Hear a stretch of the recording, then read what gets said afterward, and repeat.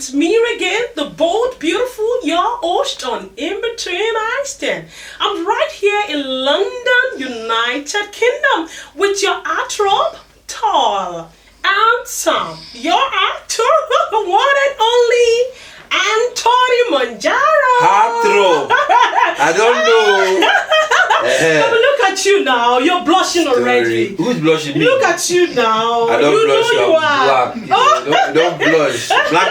When black man says I blush, he's lying. He's lying. It's just a phrase. It's okay. I am feeling shy. Feeling shy? No. Yes. How are you doing today? I am brilliant. I feel very good. I'm in London. London, myself. United Kingdom. Chilling. Yeah, I having see a good that. time. I see that. You know, I've been here for like almost a week, 2 days, and it's like I've been here for a month. That's how rested I am. Oh, really? But Yeah. you're British, right? So you. I'm British, yeah, but I mean, I live and work. Well, I won't say I live in Nigeria. Mm-hmm. I work in Nigeria mainly, so Oh, okay. it's constantly busy there. Wow, that's good. So Monjaro, where does that come? No, that's the stage name. That's the stage my name is Anthony Aposhiri, but there's another actor called Tony Aposhiri again. Ooh. In Nigeria, my first name and my last name. Ooh. So he's not there before me now. The best thing is just to So I twist it around. I kind of use a stage name. That's like a stage name. Yes, but when I do eventually, get married, my wife and children will be Aposhiri as well. You know, you're pushing my interview forward right now. My wife. Don't ask me about that, though. But you just said it. Yeah, but don't ask me. I'll just tell you. I plead the Fifth Amendment. I ain't talking about that because I keep saying one thing until it's done. Yes, that's it. Because we love you. A definite time or when. Anthony, we love you. We love care myself about you. too. Thank I you. know, but we need to know some things about you. I need to know something about me too. Oh, okay. When I will do it. Mhm. I want to do it, but it's when. But don't take Panadol for me. Let me get the headache. We love you, Tony. We I care know. about you. You So care we about want me, to know so everything. when Everything. There's nothing which is every. Do you know everything about yourself? Let me tell you Do something. you know everything about yourself? Wait until. I wait, don't I'm know gonna put you on the everything. hot Even seat. I don't know everything. See, you look good. Thank you very You much. honestly. Yeah. Let's talk about the height. Let's talk about the look. And what- Everything. And we have a lot of beautiful girls in Yes. the industry right now. They're It's not about. probably. Well, you see, I find it's not about beauty. Mhm. It's about connecting with somebody. Okay. And when you find that person, and for me, I look at it these days. You could say yes, I'm going to so time, and then you might be with somebody at that time. But it's a case where when you say what you say and what you do are two different things. Until I've sealed that, I've closed that deal. I don't want to give any more hope because when you don't say, when you don't seal it, then it's more of a case where, but you said. What you said. We can quote Exactly. you. So I don't want to be quoted. Mhm. And it's even private. I always like to keep my private life private because a lot of people want to know a lot of things. And I made a mistake once when I first moved back to Nigeria. Okay. Or when I first started working in Nigeria. Okay. That I wasn't going to. No, I did. I mentioned I was dating somebody, Mhm. and then we broke up. And then people say, "Ask me, what about her?" You and said. it's a case where, and if I now brought another person, okay, I'm not dating this person. Mhm. They can follow me as in say, okay, you dated this person, this person. This person. But you, before you got married, how many people you count people you dated? Come on, I can count. Oh. You can count. I can count. So you want me to count on my okay, like show? how many, more than 5. No, not more than 5. I'm a good girl. I'm a short girl. No, don't worry. We don't want you to count. We don't want you to count. Oh. Okay, let me not use it. We don't want you to count. Okay, we don't know. We can't. You can't say it's guys that you dated for on a long period, in a long-term relationship. I'm talking about guys who you actually toasters and this thing. Those who now say, okay, you say, okay, this guy like this guy. Maybe you didn't have a relationship with him, but it's counted against you as a relationship. That's right. So in other words, if you say that one, That now because they don't know the person, Mm-hmm. you can get away with as many as you want. Mm. But because they know me, if I after 3, Monjaro is a player. He has this one. Only you. Meanwhile, they have this like More than you. exactly. That's So right. we try to keep it private because it works for us private because everybody has their own private life. That's right. So yeah. So when it comes to that subject, I plead the Fifth blood of Jesus. Amendment. Okay. Tony, how is acting for you? Is it a passion thing? Acting is something that I started. Well, from when I was a kid. I was when I was in school, when I was in secondary school, I was always on the dramatic society, you know. Okay. Always doing that. All of those I things. studied that as well. I studied filmmaking at university as well. So I did the whole works itself. Now acting is something, because I've been working constantly. Yeah. It gets to the point where you begin to not feel maybe it's not. But that's because you're doing what you don't want to do, and that's where my production company. I'm registering my production company now. We're going to be making our own content, and I'll be doing the stuff I want to do. So even if I'm going to do other people's projects, it's not going to be a paycheck, because when it's a paycheck, then you almost do anything you want to do. But when it's a job or something you love doing, someone like Will Smith could do one job in 2 years. And they're made with that. Exactly. But even no matter the kind of job I do in Nigeria, how much are they going to pay me that's going to cover my bills for the year? So I have to be working constantly. So it gets to the point, okay, am I working for money or am I working for the arts? And you get to the point where when you're working for money, you are bound to do like... Excuse me. Bless you. No, thank you. Like last year I did about 40 films. 40 films? Yes, I was working back to back. Now, out of that 40 films, I cannot put my hand on my chest and say, all the 40 films, go and watch all of them. Perfect! There are some that actually do not work. But the producer has deemed it fit. That people when they bring the script to me, and I know it's not going to work, I give them a certain amount, and they still say they want to do it. And I look at it, I say, okay, fine. We can do it. Who am I working with? Because if I know who I'm working with, then we can fix the story and just on put set. it. That's right. Yeah, but you know, I've also learned that you could get a good script and get a bad filmmaker. Of course, yeah. No, because you need a good script, you need good performance, you need a good editor, and you need a good director, you need a good editor. All these things make up a film. Now, if you get a disjoint, you get a bad story. I don't care how you want to do it. If you don't fix that script, it's gonna come a bad film. If you don't have a good I've had directors. I've had one director who said, "Tony, no, I haven't read the script." I was working for somebody else. Now, if you haven't read it, how am I supposed to trust what you tell me? You know. So I tend to. You can only vet so much as an actor before you find out. Okay, should I do this or should I work with this person? Should I work with this person? I thought maybe last year I should give a lot of new time filmmakers a chance to actually let's work together because they are the future. Yeah, but you find that most of the people, most of the new timers that I worked with don't know what they're doing. And you're taking a chance with somebody who you have established yourself, they're not established, they can mess your career up. That's right. And then build themselves up later on. But you have gone down the train. Exactly. So I'm more particular about what I'm doing this year. Yeah. This year I think I've done about, with the middle of the year, I've done about probably 6 films. Compared to last year, that by this time last year, I've done like probably 20 something films. No, that's so much for 6 months, I guess. It's too much, but it's because it's back to back. And you see, you get some. And we don't discuss money until I've read the script. Oh. So the script is half. If I find okay, the times that the script is good and you want to do it. Yeah. The times where the script is there's a good story, but you got to fix it. Yeah. So I tend to ask who's on this story. Let me know if you can fix it. Okay. And then if you call some people who I don't know or people who I can't have to research and I find out okay, I don't know if this person can pull it off, then there's no point because if you can, you now depend on the character than the story. So you got to make the character rich and then try and work on making sure the story actually is tight. There's some stories that somebody. Okay, I'll give you an example. Somebody sent me a script about a couple of weeks before I left Nigeria. Okay. The script was bad. I didn't care who was going to be in the film. Yeah. No matter who was going to. I said, listen, you're making this film just to make money, right? I said, let me tell you, you're not going to make any money because somebody's going to buy this. This is not a film. This doesn't. What's your story? You know, you got to work in it. Go and work in it. And I read because I learned from a good friend of mine, Usu Keji. What he does, he said, I don't have to read the whole script. Yeah. Before I know before I used to go through the trouble of reading the whole script now and I'll give you a breakdown of what's wrong with the script. Are you paying me for that? No. He said, I didn't know he was on the phone. Was on the phone call. I said I couldn't get through the first 5 pages. So why should I continue? I'm thinking that's true. But after the first 5 pages, you know if the script is going to be good or not, if it's being written well or not. So why would you go through the whole thing? So after the first 5 pages, you know if it's going to be something you want to work on or not. So you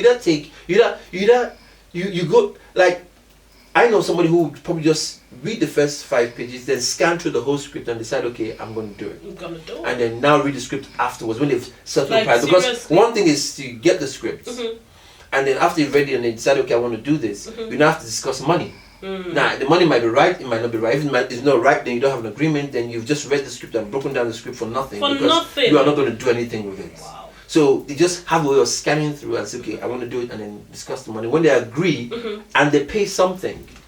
And that's another thing. Nigerians will tell you, or Nigerian filmmakers will give you a script today. We want to shoot tomorrow. No. I said, what's wrong with you?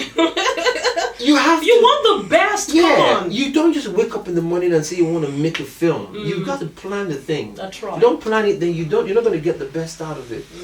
You know. But that's the story of our life in Nigeria. But it's a long thing, and I'm going to start a web series on making a film in Nigeria, and then tutorials on for actors and filmmakers in Nigeria, because I studied multimedia and film production at university. Then you should do so I know and people look at it, and half the time a lot of people just look at the basics of making a film, which is established shot and point of view, and then details, and that's it. Then that's it. Forget that there's a set you're going to build, there's the sound, there's so many things that goes in the film that actually want to make the film come alive. That's right. Let's talk about the reality in One Room. One Room. Yes. That was so. The delivery was awesome. Fantastic. Thank you. Rita did a great job, and you did a fantastic job too. Thank you. I think Rita did a fantastic job, but I did a great job. I think Rita did a fantastic job. So she was amazing. First. I remember one time the first thing we were shooting on the bed together, and we were delivering, and she just got me, and I was in awe. And I forgot that I was actually in the scene with her. Wow. She's really good. She's good. And you are amazing too. Well, thank you very You're much. amazing. So let's talk about the reality. If it happened to you in a real life, would you take your wife back? Well, you see, the truth. Film is the truth. Yeah, I want to give you the lowdown of it. Film is make believe. We want what will come out. The hero, or he always has an happy ending. It's the structure of a film. Okay. Now, would I take my wife back? 9 out of 10 times, when you're that in love with your wife, she hasn't really done much wrong. When you look at it, he was really looking for somebody to blame. Okay. When he lost his fortune. Yeah. Would you say he really lost his fortune, that God really took his fortune from him because she prayed a strong prayer that I want my husband? Who knows? No, it might be, but you cannot say for sure that's what happened. Exactly. Yes, he believed in his wife's prayer and everything, but then again, it's all to do with faith. That's right. Now, if he lost all his wealth, it might not have been her. She might have cried to God for help and everything, and then he lost everything. He found an excuse when she said. When she went, and then the mother heard, and the mother now told him, and he now said, you know what, I don't have anything to do with you, because he lost everything. He had an accident. Yeah, he had an accident. So it was a case where from zero. I guess, so it's like sometimes you want to blame somebody. When he went to his friend and told his friend said, well, at the end of the day, you are blaming your wife. Yeah. Have you looked at yourself as well? Yeah. And I think he said she did that out of love or something. I think I watched that. Was he your friend? It was my friend, the one I was going to see him. It's been a while I watched the film actually. But so you can remember? No, I can remember. I can remember it. Just I can't remember that. Okay. What the dialogue there. Now let's talk about last flight to Abuja. What of the first flight to Abuja? What of the last? What of the first? No, we need to talk about the last flight now. Let's go to first. By the way. What happened in that movie? Yes. You delivered it well. Well, you see, with Last Flight to Abuja, that was my move to Nigeria, and somehow that was the beginning of my career as an actor in Nigeria. Are you kidding me? That was weird. I've been into films. Did you actually? You flew that flight, right? They did everything they could to actually make it as real as possible. They actually got a plane. Okay. Which we used. We had a plane.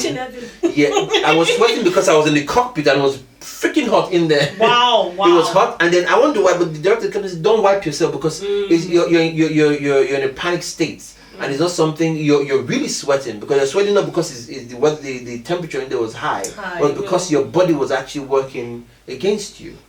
You know, when we did that one, I actually spoke to a captain from Arik that time. Ooh. You know, and the part where I said, "Good evening, ladies and gentlemen, welcome aboard Flamingo Airline Flight 212 to Abuja. My name is Captain George Adama." I did that 1,000 times. Wow. Because with a captain, you have to have done that so many times that you don't even think about it anymore. Just And the funny enough, it's still in going. I could give you the whole line there Wow, from that's beginning to the awesome. end. Because I woke up every morning and I did it. I did it for about, I think it was a month to the rehearsal, a month to shoot. I did it for, I think I did it about 30 times a day. Ooh. Because I had to maximize that 1,000 times this thing. And when I did it, it was how it was And to be. I guess you got paid real good. It was my first. Okay. And the budget had finished before I got my money.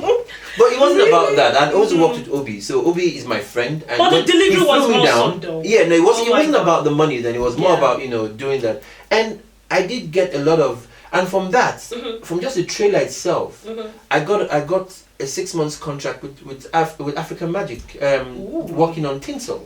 Oh yes. So I was on tinsel. tinsel for 6 months. Wow. From just the back of that. You know. So the money is not just from last But night. I got a decent enough pay working with tinsel because I was getting paid per day. And I still had the option to actually go and do a film if I wanted to, but just to give them about a week or 2 weeks notice before I go and do anything. Wow. So for me, it was something I was doing while I was waiting for something to come along. Okay. And it kept me busy, kept me working during the period I was there. Yeah. Tony, have you heard anything controversial about yourself? Oh, plenty of things. Okay. And one thing, one of the things I heard, which I didn't understand, was they said I was full of myself. Now I know when I get into a place, I am buddy with everybody in the sense that I will smile with you, I will laugh with you, and people look at it as being that who does he think he is? But that's people for you, that's Nigerians for you. You know, it's only when you get into a place where somebody comes and say, "I didn't know you were like this. You know, you're a much more bubbly and lively person." I say, "So what did you hear?" I said, "They say you're full of yourself." I said, "Who told you that? Is it somebody I know?" He said, "No, they don't know you." So if they don't know me, how do they know I'm full of myself? You meet me for the first time and you just assume. So I've come to learn that you cannot please everybody. That's right. So because you can't please everybody, you can only be yourself. And who love you, who want to be around you, will be around you. That's right. So I'm not really bothered about whether somebody tells me I'm a wicked person, I'm full of myself, I'm hard to get along. If you don't know me, or you don't care to want to know me, then I don't really care, because everybody. But I think you're a cool person. Well, thank you very much. I mean, look at the conversation we had yesterday. I mean, I was just talking to you for the first time, and we were able to relate, laugh. There you go. So I don't know where they get that from. That's always the case. Look at someone like Janet Jackson. Good singer, right? Yeah. Michael Jackson, minus all the controversies that actually happened around him, will you think he's one of the greatest singers of all time? I would think so, though. You would think so. I would say probably out of everybody that knows who Michael Jackson is, and at one time he was the most popular man in the world. Yeah. Now you will still get that one person that will say Michael Jackson cannot sing to save his life. No. You will get that when you watch a video on YouTube of him where people will say amazing performance. You see that get up person will put thumbs down. If you doubt me, go to YouTube now. Check and type in Michael Jackson, one of his concerts, and you will see somebody who has put thumb down. Still doing this. Yes. So you cannot please everybody. There's always one person who wants you to do what an angel would do. Like really. And they don't even know what an angel would do. And they cannot even do what an angel would do. They don't even know what the angel would do. But that's he will do something that is different. You should be able to do it. Yeah, he will do something that maybe when he does it, I will know he's done it. So that kind of thing. What other thing have you heard about yourself that you would love to clarify, you know? My dear, like I said, it's gotten to a point where I'm not even bothered about what people think about me. If you don't know me and you don't care to know me, then it's not important to me. There are people who probably hate me. There's something I read about somebody said, I just don't like Monjaro. I don't know why. I don't know why. Maybe but you're just too good for the person. No, wait. I don't know why, but I don't like him. Like seriously. So you don't know why, but you just don't like me. That's a lot of energy.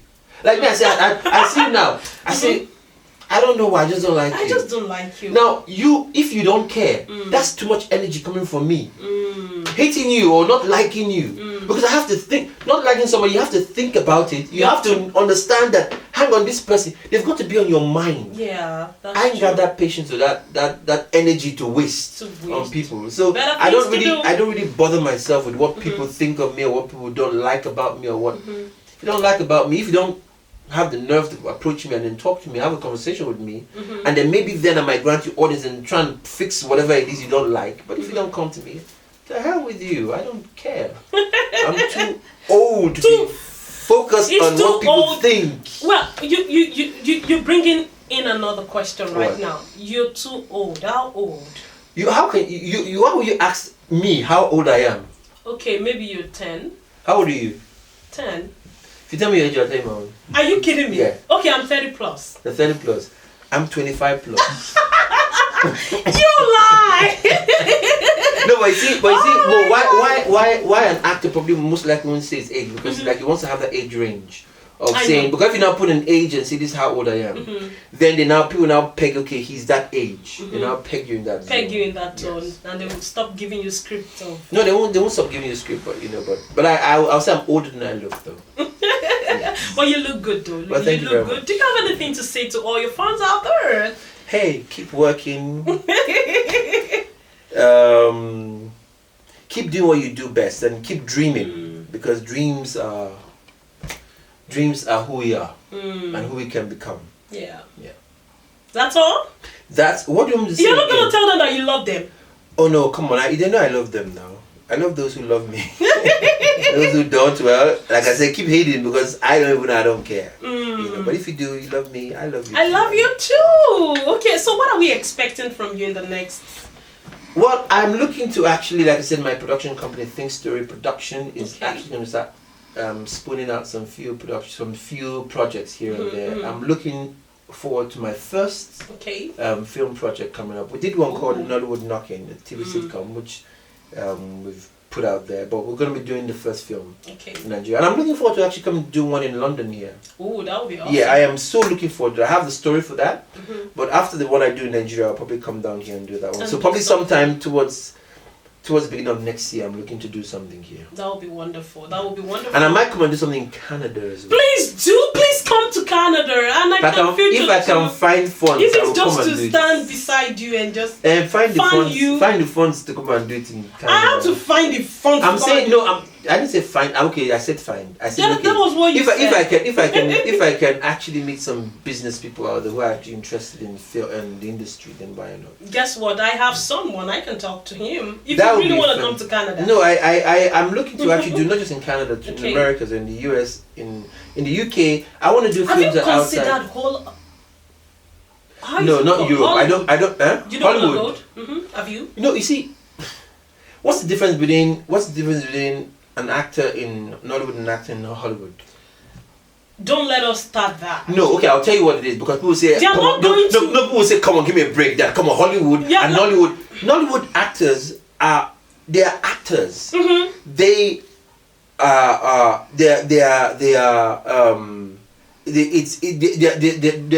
we live a make-believe life. Hollywood actors do the same thing. They do it. They have more time, more resources to make it better. More resources. Now, if we had that, it will do the same thing as well. So when you say, would I like to go to Hollywood? Of course, I would like to go to Hollywood, because I would like to be because Hollywood is international.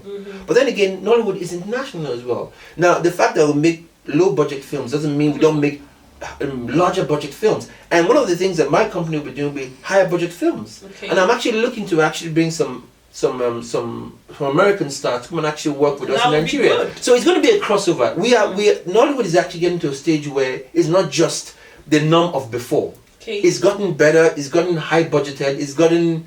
That's okay. We'll forgive you. High budgeted. No, that's okay. We'll forgive you. We're getting high budget films and all that. So it's all about the money. It's all about how much you can put in a film, how much time you spend on making a film. And not just money. Well, talent. But you see, great delivery. Listen, we got talent in Nigeria. It's the money that's the main thing. And why I want to go and why I want to come and work in the UK here, in America, and in Canada as well, is because when you work in these places, you form a collaboration. That's right. And they begin to see you as someone different. By God's grace, I have the means to go anywhere I want in the world. You know, if I choose to want to go to Australia, I can up and go there. If I want to go, if a visa for me is a lot more easier than the regular guy in Nigeria. So I can up and go anywhere I want to go. The idea of one of the TV sitcom I was doing, which was Norwood, was supposed to shoot in Nigeria, in America, in India, and in South Africa. But somehow plans change, or so many things come along, and then you get shift your ideas shift here and there. But I am still going to do it, and I'm going to do it. Like I said, the whole idea, I could make my films in Lagos and be happy, but I think if I make it here in Canada, in the US, and maybe in India as well, then it gives me that Malaysia. Round. Well, I don't know anyone in Malaysia. What about Australia? Australia is a possibility as well, but it gives me that round thing where you get to stand out from everybody else. That's right. And that's what I want to do. That's what the production company wants to do. So yeah. But the truth is, you are so different in your own way. I must let you know. Thank you very much. You are. It's been a wonderful. I know that. Yeah. It's been a wonderful time with Anthony Magoro here. Monjaro. You see Monjaro. Monjaro, okay. It's Monjaro. Thank you so much, guys, for watching. It's been a wonderful time. Don't forget to subscribe. Don't forget to like. Don't forget to comment. Remember that I love you and I would always love you. Bye for now. Bye.